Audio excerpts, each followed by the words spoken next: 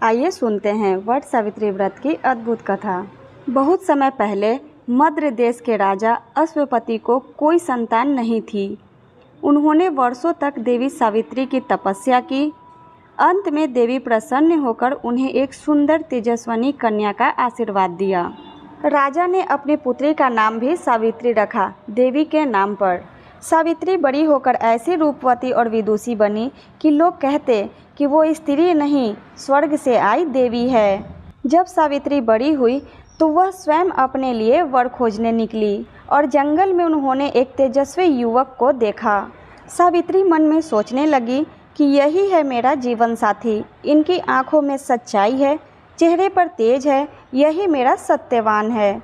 लेकिन तभी नारद मुनि ने राजा अश्वपति को बताया कि राजन, सत्यवान गुणवान है पर उसका जीवन बहुत छोटा है, केवल 1 वर्ष। राजा विचलित हो उठे, पर सावित्री अडिग थी।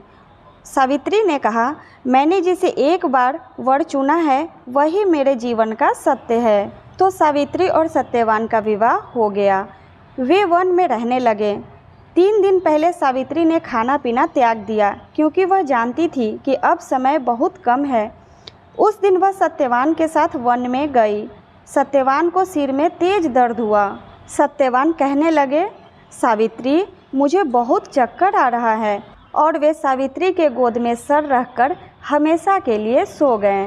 तभी यमराज प्रकट हुए और सत्यवान का प्राण लेकर चल पड़े, लेकिन सावित्री भी उनके पीछे पीछे चल दी।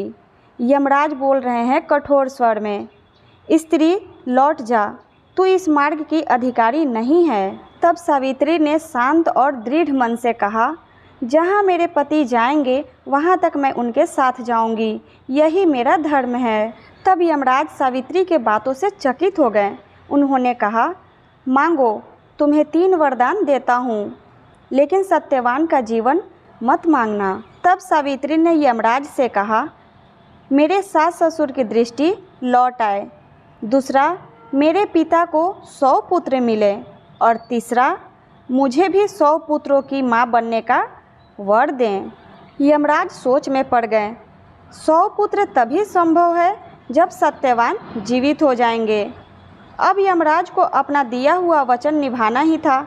उन्होंने मुस्कुराते हुए कहा, तुम्हारे पतिव्रत धर्म के आगे मैं झुकता हूँ सावित्री, सत्यवान को जीवन दान देता हूँ। सावित्री अपने सत्य के साथ वापस लौटी, विजयी वीरांगना और आदर्श नारी के रूप में। तभी से हर वर्ष ज्येष्ठ अमावस्या को महिलाएं वट वृक्ष के नीचे बैठकर ये व्रत करती हैं, अपने पति की लंबी उम्र और सुखी जीवन की कामना के लिए।